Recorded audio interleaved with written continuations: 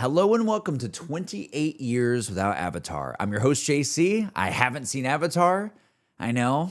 But we're changing that one episode at a time. This time with episode 3, The Southern Air Temple.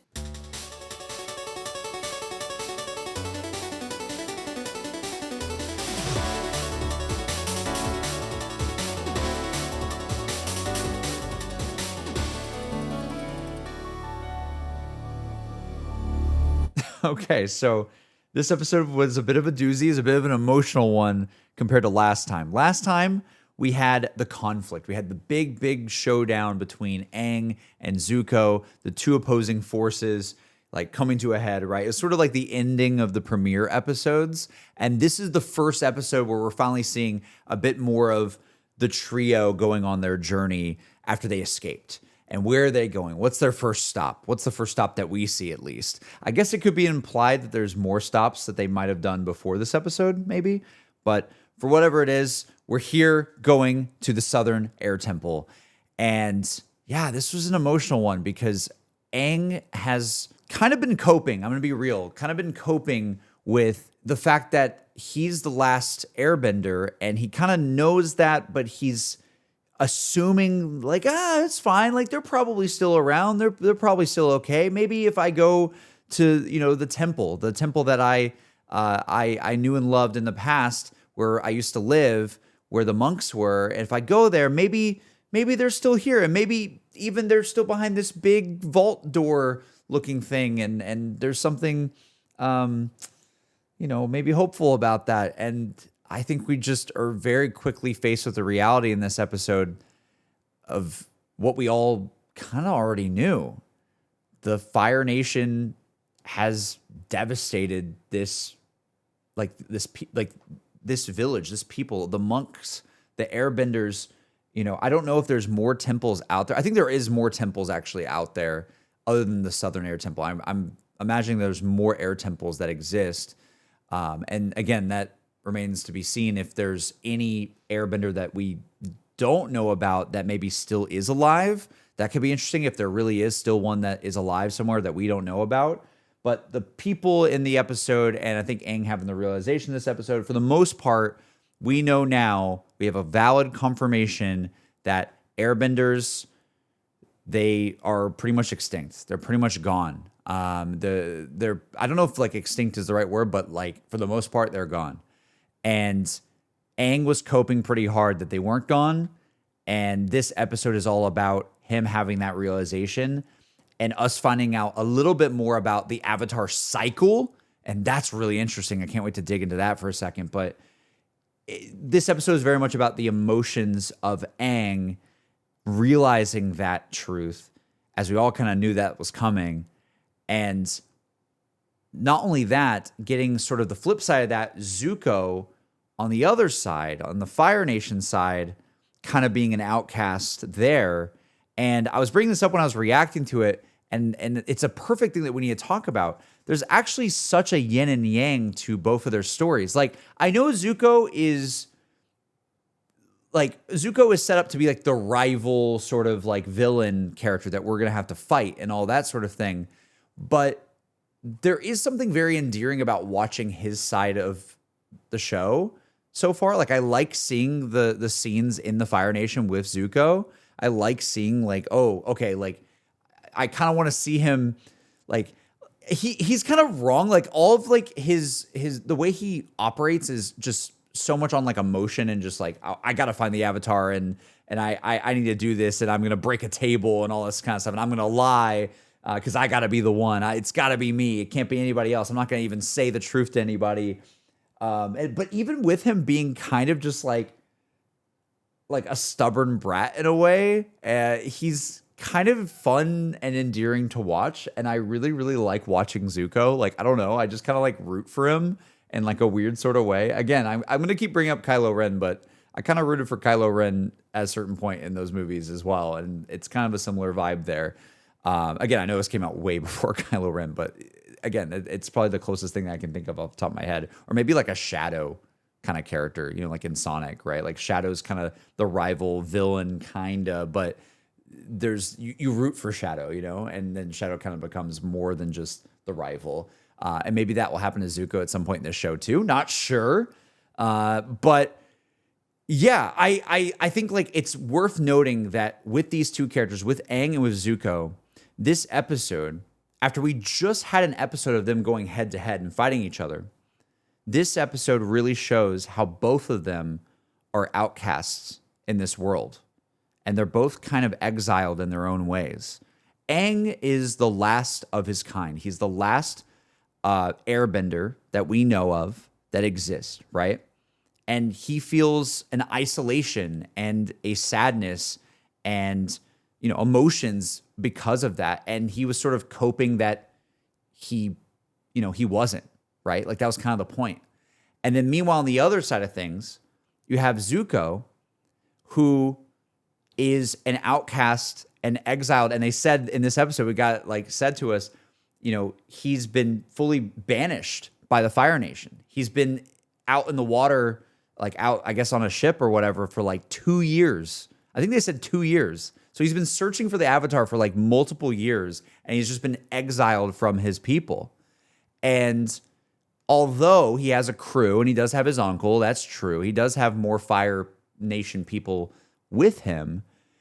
In a way, Zuko is isolated in a very similar way that Aang is. Like they both are kind of like just isolated individuals from their people. And I found that kind of interesting. It's definitely intentional. And I found it very interesting in this episode that we're seeing like one character who's isolated because all of his people are gone, and the other character who's isolated because his people don't want him to be there and are going against him. And that's just kind of interesting to see like the two sides of the coin there. But yeah, I found the emotional beats of Aang going there and you know, he's trying to put on a brave face. He's trying, like, I really do think that Aang, like, although he's trying to have fun and he's being jokey at certain points, I do think that like he was hiding, like he was coping to himself. Like I think he was lying to himself a little bit. And then when you finally go inside, you know, the door, right? Like the door is like the big moment where he's like, okay, I always heard I was supposed to go into this door eventually. And we saw these flashbacks with monk Gyatso, I believe. Gyatso, hope I said that right. His teacher. And he said that, okay, you know, one day when you're ready, I think something like that, like you can go inside this chamber, and you know, when you're ready, you can go there. And Aang's like, I'm ready right now. I'm ready right now. Because he's been asleep for 100 years. So he's like, I got to be ready now, right? So he goes in. He's thinking that maybe his people maybe are in there. I don't know. Maybe there's something that can help. I don't know. And then we just see this like massive room, this sort of vertical chamber that has all these like statues, right, of different avatars. And this is when this episode, I feel like, this is why I think I'm going to really like this show going forward. It has this like attention to detail of lore that I'm really enjoying. Like we're 3 episodes in and I've been getting like a bit by bit, a little bit more of a lore drop each time. And it's been super nice. Like it's super cool. There's something to chew on every single time I've watched an episode. And with this one, I from what I understand, okay, they said that all of these statues in that room are the avatars from the past. And Aang is the current avatar of this long lineage of avatars.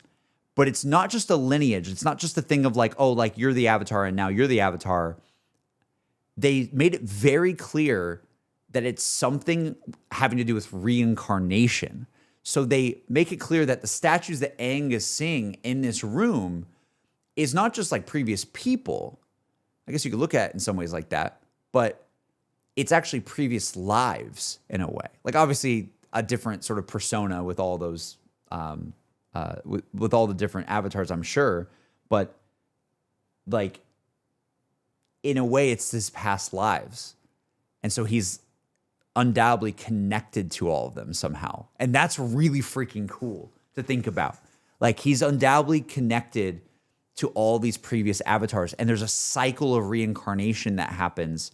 And they said the previous one, Roku, I believe, he was looking at the Roku statue, was a fire avatar, right? A Fire Nation avatar. That's what they said. It said something along those lines. So it's like they choose it goes down a cycle and chooses the next element, and it like repeats, I guess. So maybe like once it goes to fire, then after fire, the next avatar it gets reincarnated is air. And that's why Aang is like an airbender, but he's a avatar that was awakened within like it's like, okay, the dial is now on air, and okay, now whenever the avatar gets reincarnated, that's going to be within the air symbol now, and then next time it's going to be I don't know, like I need to go back and see what the actual cycle said, but it's probably not fire because fire was the last one, so it's either earth or it's either water, right? I think that's what they put down in this episode. I think that's what they're trying to say, is that there's every time an avatar leaves the world and a new one comes in with reincarnation, it's the next element in a cycle. I think that's what they described. And that's super freaking cool, man. That's just like a cool concept. Like I like that, like it's on like a cycle of life, and a cycle of different like nations and stuff. I think that's so interesting. Because yeah, there's just so much you could do with that. And you could definitely have like flashbacks now if we wanted to of who is Roku, right? And who is this past life that Aang is connected to, maybe in some way. And maybe we'll see one day like a flashback. I would love that. If we saw a flashback of Roku at some point as like a fire, I don't know. It doesn't, like an avatar, it masters all the elements, right? But is there one that they're better with? You know what I mean? Because like if that was a Fire Nation avatar, then does that mean that avatar was just like, oh, like that's the avatar that can wield everything, but also they're just better at, like, are they primed for more like even stronger fire than everybody else? Like, I don't know how that works, or if that doesn't really matter too much. I'm not sure. Like, is Aang more powerful with air than than Roku would be, right? Is Aang gonna be more like, if we put Aang in complete mastery mode, is Aang gonna be stronger air power wise than Roku could have ever been, because he's the cycle of air, I think, right? I hope what I'm saying is making sense. This is like where my brain is going with all this. I'm just like curious on how all this works. But regardless, let's just, stop the whole like avatar cycle thing for a second. Very cool. I loved hearing that. But Aang seeing all of this, right? And seeing all of his past lives, and then, going outside for a little bit. And I forgot how they got into the room, but we basically have like Sokka right behind Aang, right on his tail. But then Aang sees that the monk that taught him in the past, the flashback, Gyatso, however you say it, he's gone. And he was definitely killed, I think, by firebenders. And that was just like a crazy thing for me for this show. I was talking about it in the other episodes, but how are they going to deal with death in this show? Because it's about a war. There's a war ongoing. I mean, they made it clear the Fire Nation is very much fighting the Earth Kingdom, I think, right now, right? And like, are we going to see deaths on screen? Are we going to see, dead bodies in this show and stuff like that? And we literally did. We saw a dead body of a monk, is the remains of his teacher laying in the snow, right? Laying in the snow in this sort of a little chamber. And that was just like really surreal for me, because I didn't know how dark the show would be. And I felt for Aang in that moment. Like, that made me really, really sad. Like, that got me a little bit. And also just like the whole ending of this episode got me a little bit, but I'll talk about that again in a second. I was just surprised by that. I was surprised by that a lot. And again, thinking about the show being on like Nickelodeon and stuff, it's like, how far did they go? Like, what are we gonna do when we actually like fight more? Like, are people gonna die? Like, I don't know. But yeah, I really love this episode because it's more of a somber sort of realization for the characters, maybe on both sides in a certain way. And I think that was needed probably after the conflict of the last one. Like we needed something to set the stage, but also have the characters sort of like face some truths, you know?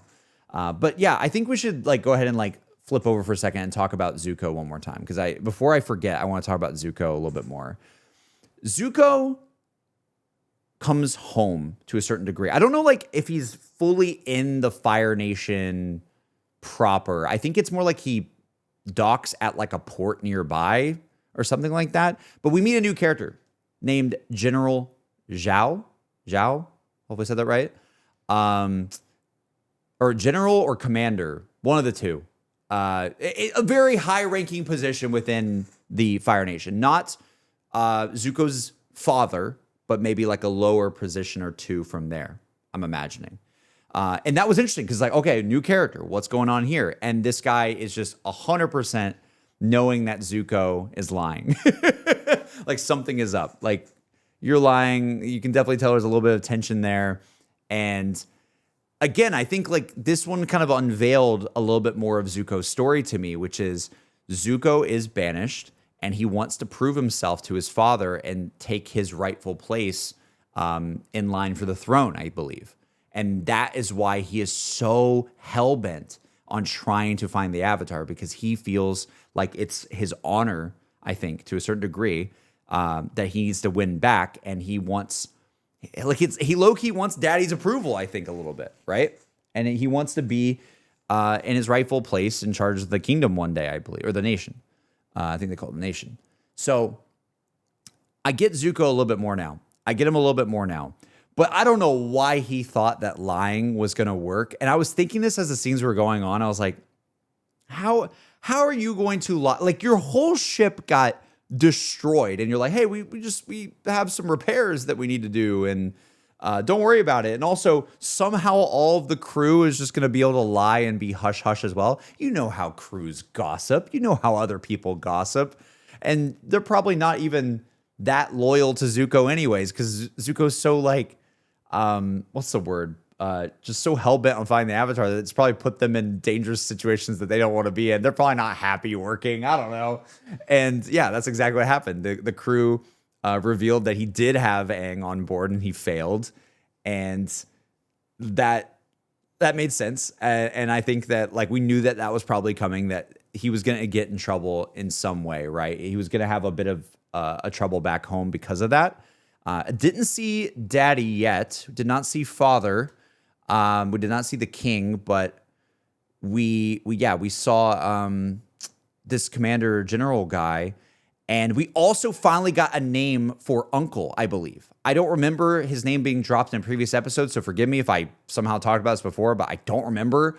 But Uncle Iroh, I believe, is finally mentioned, and Zhao like talks to Iroh for a second, and you can tell that there's a little bit of tension there maybe or something, or there's some sort of history, and Iroh might actually be way more badass than we ever would have thought as a viewer. And I love that they are teasing that a little bit. Like Iroh is just like, yeah, I want my tea and I want my food. And yeah, you broke that table. Can I have more tea, please? But anyway, I'm going to stop this fight, by the way, later in the episode, right? Like I'm going to come back and stop this one last attack. I feel like Iroh is like so much stronger than he lets on.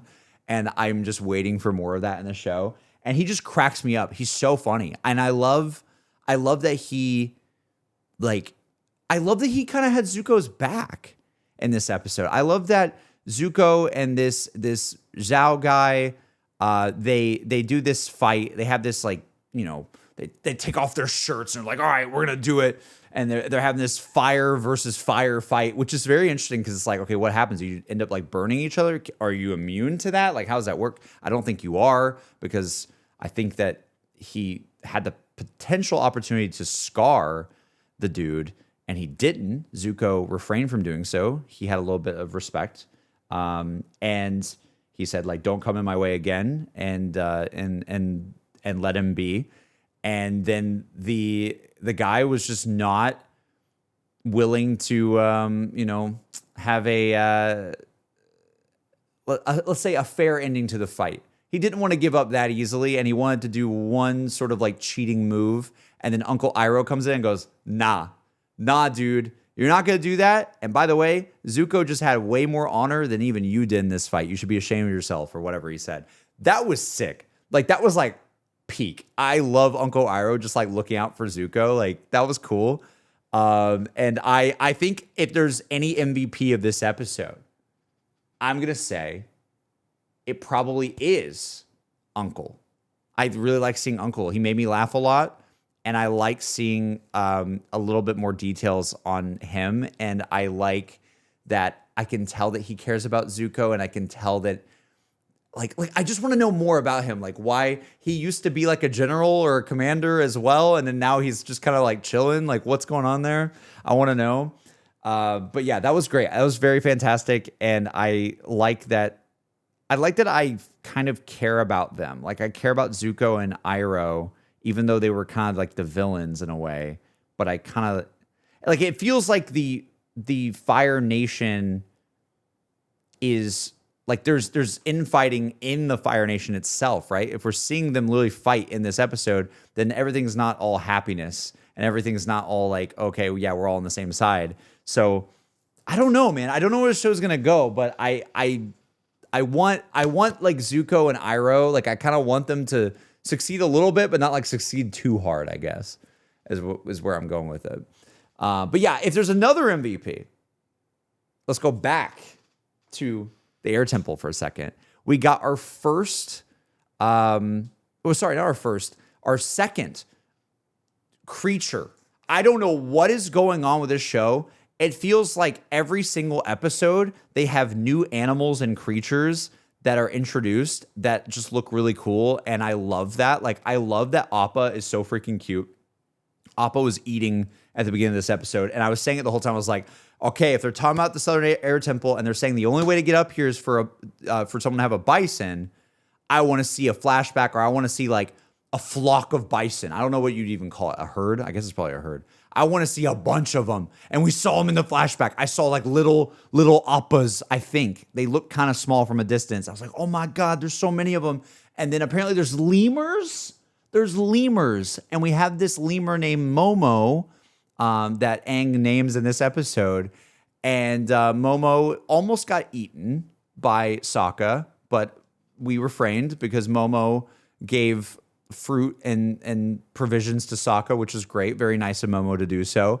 And that was also another thing that got introduced this episode, which is like, there is one remnant actually of the Air Temple, and it's this one lemur named Momo. And it actually got me, I was saying there's two moments that got me emotional. It was him seeing his teacher, like the remains of his teacher, right?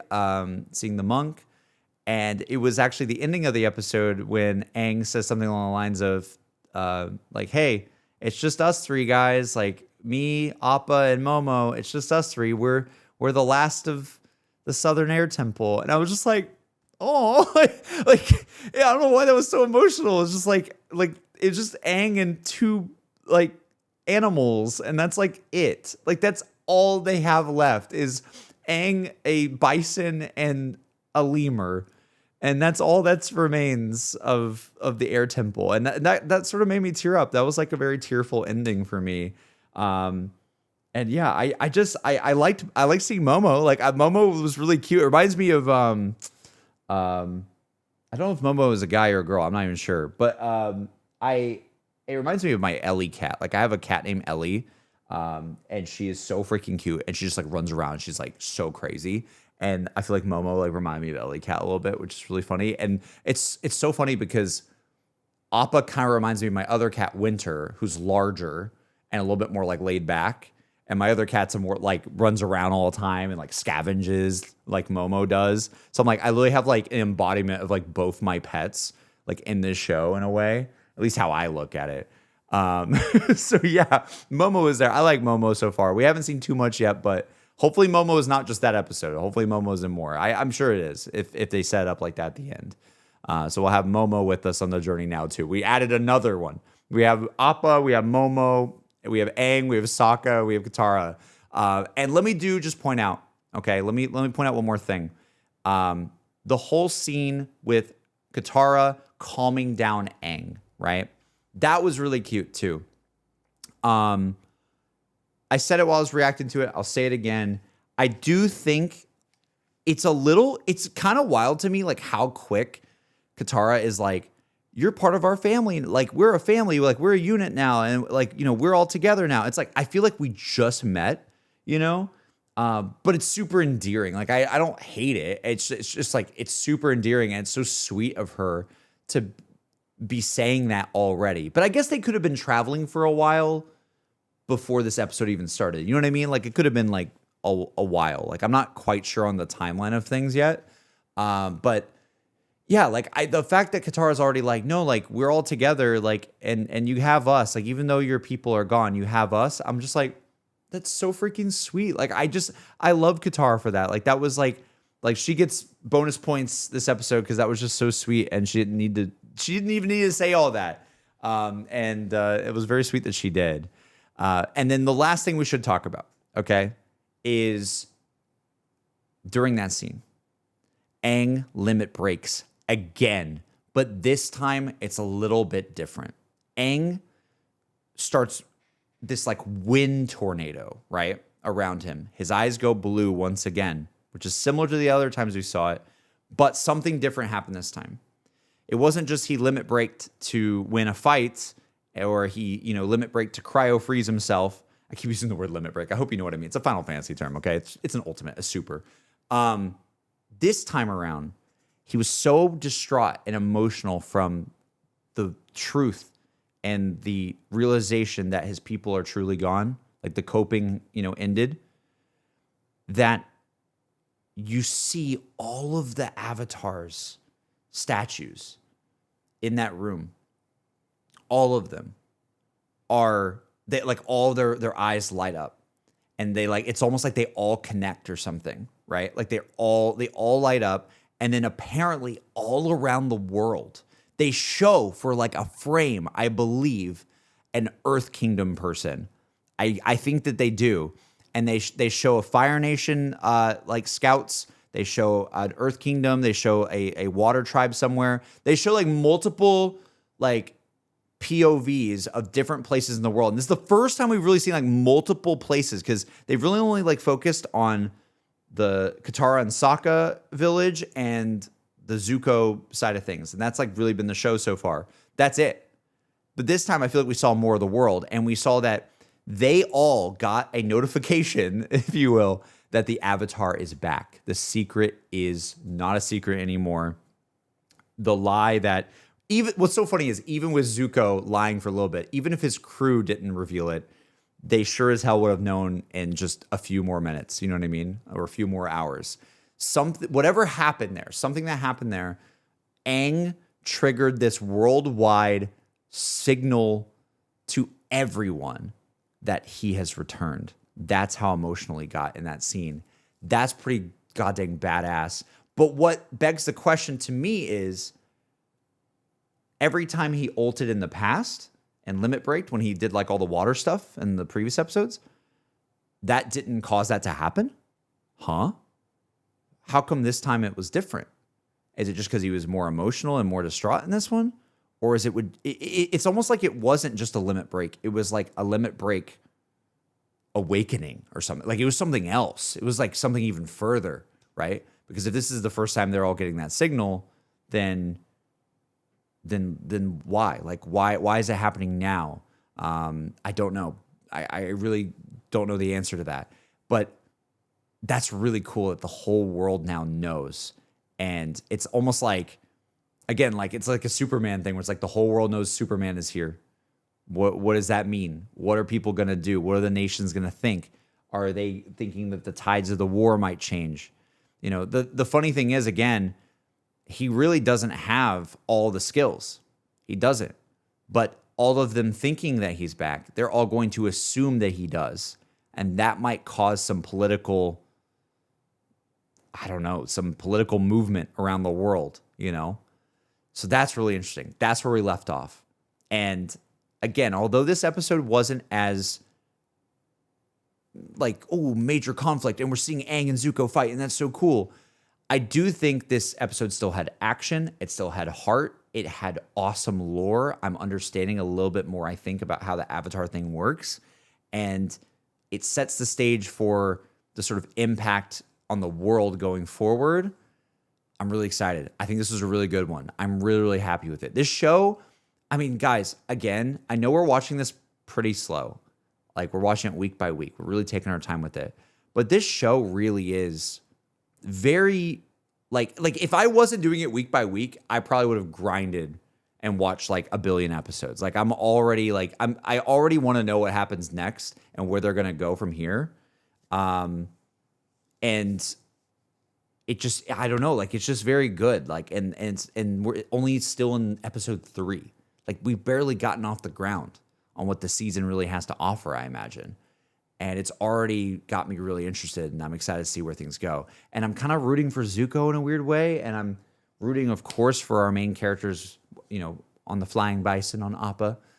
Yeah, it's just good. I'm really excited. I'm really excited to see where things go from here. And yeah, General Zhao, or Zhao, however you say it, F that guy, dude. That guy pisses me off. I don't know why.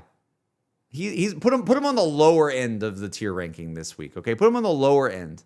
Put Zuko a little bit higher. I don't know where the ranking is at this point, but if I had to give some points, Zuko, you're going higher. Uncle, you're the MVP. Uncle and Momo together, you're the dual MVPs this week. Okay, you go up, and Katara, you get points. Sokka, I think you had your episode like recently. I think this episode you didn't really have as much going on, but I do like that you were still caring for Aang. And also shout to Monk Gyatso. I think I said that right. I feel bad. I feel bad that he's just gone. I kind of wish we could see more of that. Maybe we'll get more flashbacks. Maybe that's a thing that we'll get at some point, is more flashbacks of Aang's past. Because I do think it's cool to see.